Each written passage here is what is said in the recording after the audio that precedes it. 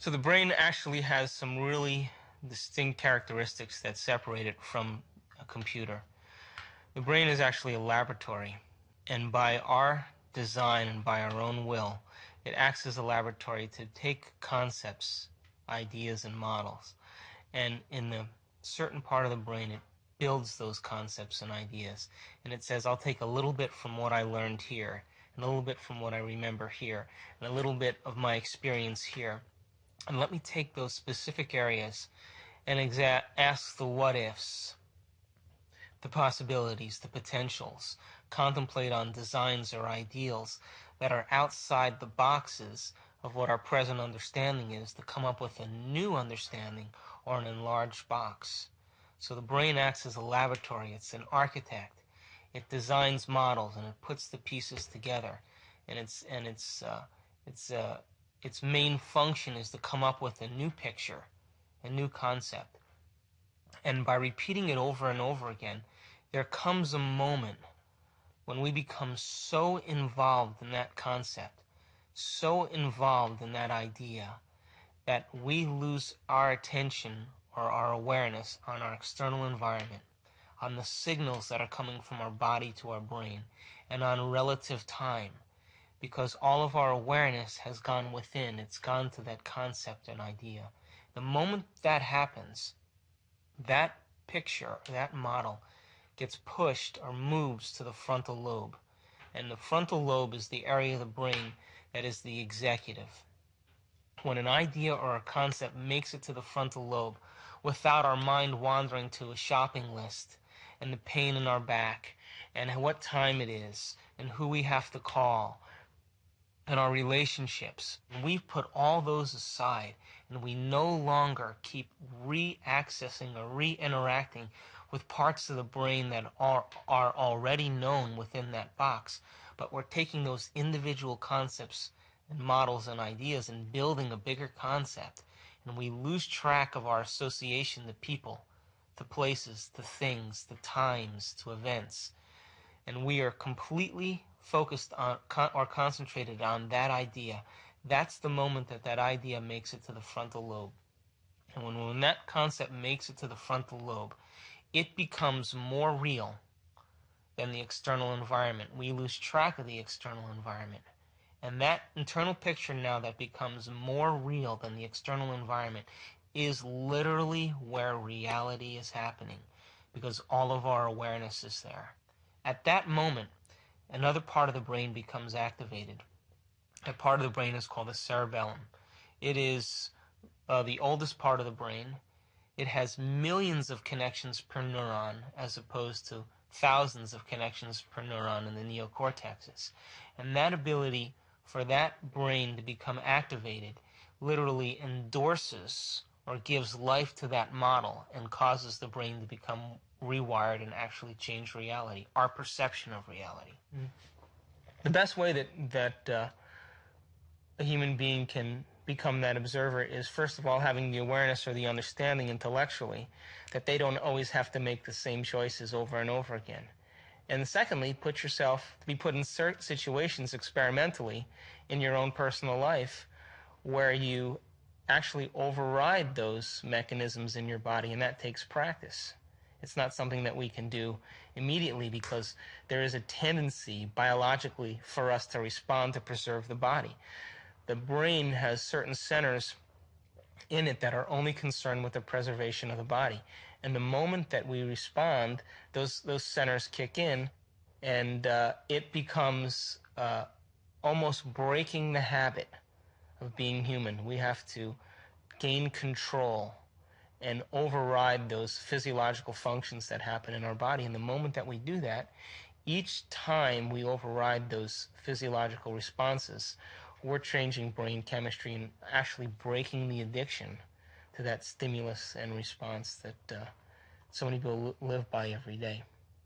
Is there a physical change that happens in the brain, or is it just in some nebulous mind state that this change happens? Well, in order to explain the physiological chemistry in the brain, let's just back up here and give you just a little bit more on anatomy and brain function so that we can address the chemical changes that take place in the body. But remember, we talked about that tree that has all those branches that connect to other trees, and every place that it connects forms a thought or a memory. And that memory becomes wired in the brain. And if we get a series of experiences and information, we call that whole cluster of neurons a neural net.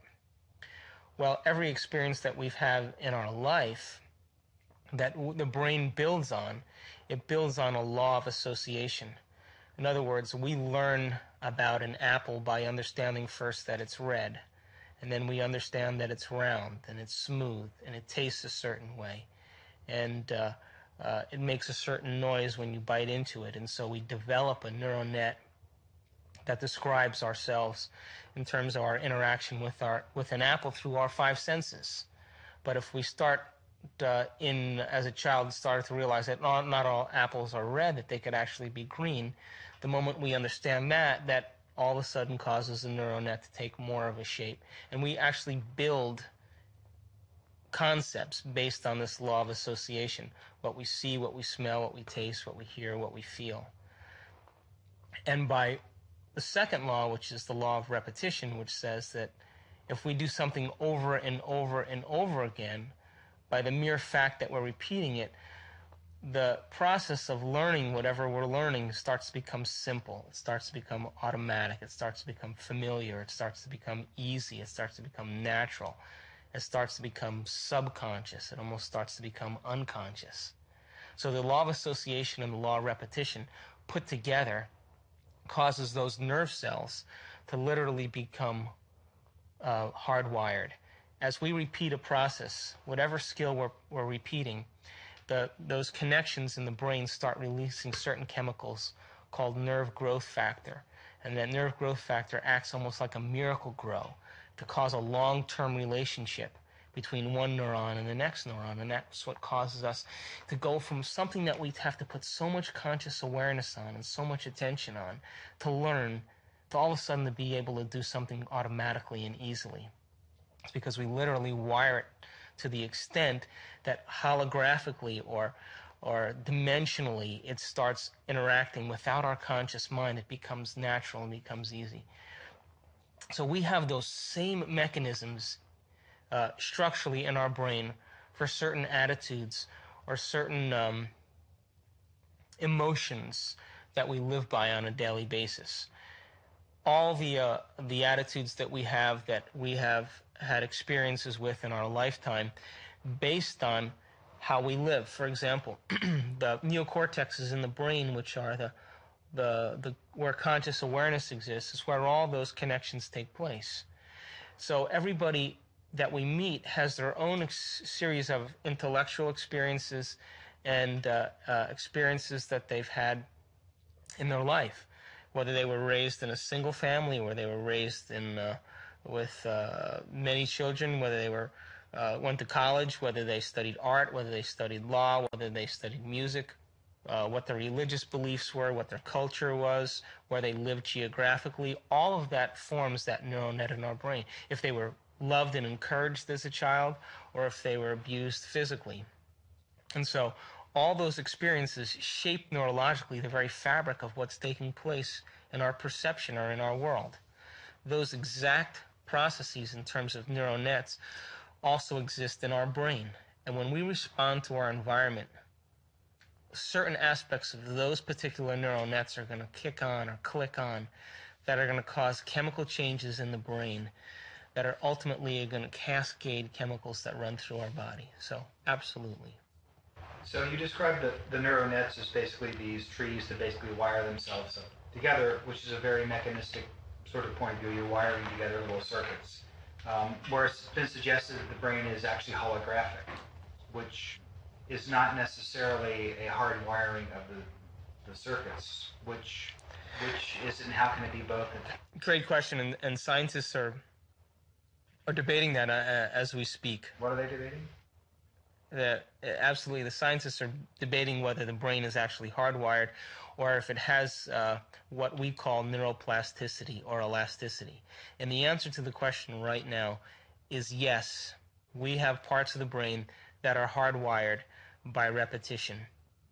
For example, the example I used to riding a bicycle. You don't have to think about riding a bicycle now. Neurologically, you have that wired, and all you have to do is access that part of your brain to be able to jump on the bicycle, and within moments, you'll be able to reformulate that mechanism. But that's hardwired. However, if I ask you to take certain concepts and ideas and follow a train of thought with me, those neurons literally that are available to still be imprinted upon are not static. They're not a tree that has branches. They're very elastic and they're very alive. And those very, very fine dendrites, we call them, or the fingers of those trees, can actually unhook and rehook to other nerve cells within seconds. How does that happen? It takes concentration, it takes focused attention, and it takes will to be able to cause those wiring mechanisms to take place. By the same means, it also takes concentration, will, and awareness to be able to stop those connections of hardwired habits that we have and we live by on a daily basis.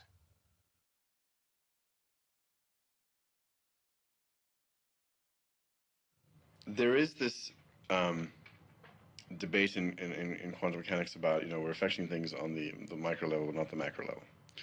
And you've seen in some of the panels at the conference that there's a point beyond which they're not willing to go. And we can sit and discuss those things for a long time, and then we can go and do certain things that can negate what they think is possible. So what do we do with, on the one hand, the scientific model of what they're trying to develop, and then people having these experiences that are complete anomalies? What do we do with those two things? Well, I think if we keep quantum physics and the understanding very simple for the layperson, that our observation has a direct effect on our world, I think if we keep it very simple, then people can get about the business of beginning to practice the skill of observation. See, the subatomic world responds to our observation, but the average person loses their attention span every 6 to 10 seconds per minute. So that doesn't leave a lot of room for our attention span. So how could the very large respond to someone who doesn't have the ability to even focus and concentrate? Maybe we're just poor observers. Maybe we haven't mastered the skill of observation, and maybe it is a skill. And maybe we're so addicted to the external world and so addicted to the stimulus and response to the external world that the brain is beginning to work out of response instead of out of creation. If we're given the proper knowledge and the proper understanding and given the proper instruction, we should begin to see measurable feedback in our life. If you make the effort to sit down and design a new life, and you make it the most important thing, and you spend time every day feeding it like a gardener feeds a seed, you will produce fruit. It may take some time in the beginning, and it may take some time in developing the art to control your mind from all the things that it needs to do. But most people stop because they look for the results in their world after a small amount of effort. And when they don't see those results, they immediately discount its possibility. And yet, right on the other side of that, right past that point where they stopped, is the potential still existing. We're lazy as human beings. We live in a convenience world, and if we don't get our quick, immediate fix on what we need, we're impatient. Quantum law responds to that as well.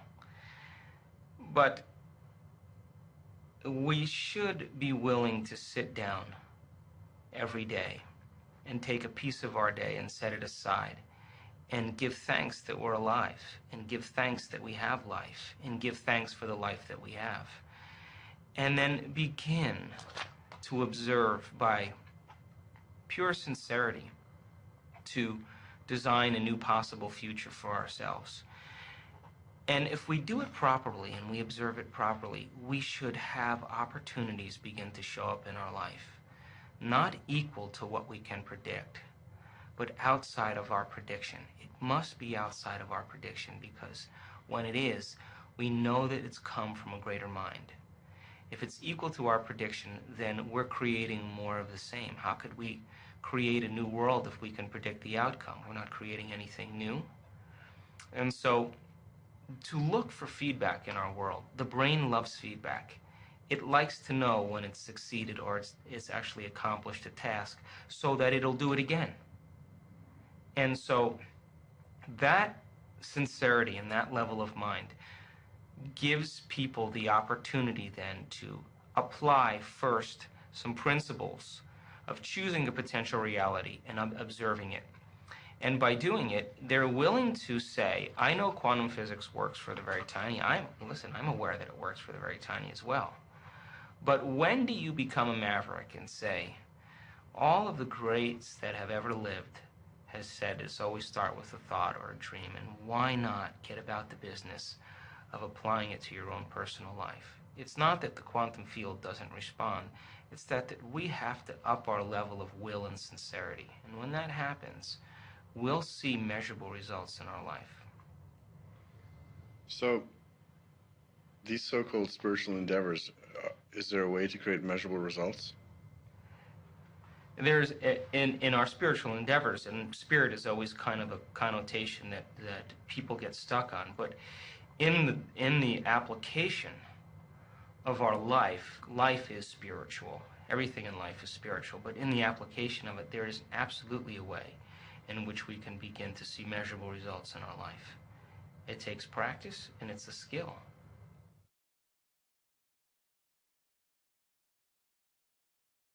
One of the most popular things in the film, of course, is you talking about creating your day.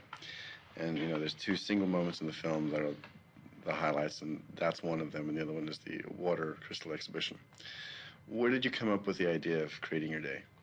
Well, it's actually not my idea. There's a school in the Pacific Northwest of the United States called Ramtha School of Enlightenment, and all the students in that school create their day. All of the students in that school get serious about actually no longer becoming the victim of their day, but actually blessing the day and allowing it to unfold equal to their will. Now, everybody has their own measurable level of will. But if we practice our mental rehearsal and our skill in being able to do it will show that certain brain circuits will grow as a result of our effort. It'll get easier to do, in other words. If we accept that idea, then it will allow us to go back the next day and do it with more certainty and with more acceptance. That in itself is no different than praying. You see, there's no religious text that says thought doesn't matter. There's no religious text that doesn't say your prayer and your intention shouldn't be answered by God. But explaining how that happens is what quantum physics and the observer is all about. But still, when we can make thought more real than anything else, our brain is designed to do that. The frontal lobe, with its enormous space, is the altar in which we place a thought. And it gives us the permission to hold the thought for an extended period of time, and it lowers the volume to the external stimuli. We lose track of time and space. That's the moment we're stepping into the quantum field. That's the moment that now we're making thought more real than anything else. So when I create my day, my interpretation, what you saw in the movie is my interpretation of what I do. In other words, if I'm going to sit down and create my day, if I'm going to make the effort, then I am bold enough to ask for a response. I'm bold enough to say, I want it to come and I want it to be a way that eliminates all of my doubt, and I want it to be just right outside the boundaries of what I can accept or what I can predict, and bring it in a way that usually will keep me in surprise or keep me in wonder, so that it inspires me to do it again and to learn more and to apply more knowledge to my next creation. If you're the observer in that process, then who are you talking to? Well, it's a great question. There's actually me, the observer. That's my personality, my free-willed self, given permission to do whatever I want in my life. Everybody has that free will. And then we have a constant aspect of ourself, the observer who's observing life in all of things. It is the force, the intelligence, the will that holds it all together. Now, every human being has that is alive. They're connected to it. And it is allowing and loving enough to give us life independent of our moods or choices or opinions. When that observer is observing life into me, and I emulate that same principle in observing my life, I am enacting the same action as the observer creating life. I am creating a life. And when we align with that principle, we are emulating our greatest potential, which is creation.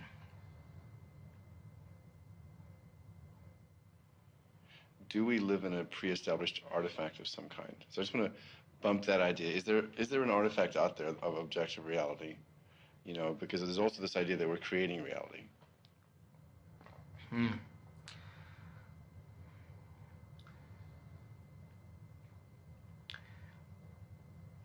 Let's see how I want to answer this. I'm just asking this because these are very common questions. Yeah. You know, I mean, I think that there's a very strong, unanimous social agreement amongst human beings because we experience the same things externally in our world, and our brain really maps a reflection of all the experiences that we can have in our world. So there is a unanimous agreement of the laws that govern 3 dimensions, 4 dimensions even. And we live by those laws, and our brain really has mapped all the possibilities and potentials over pretty much eons of experience.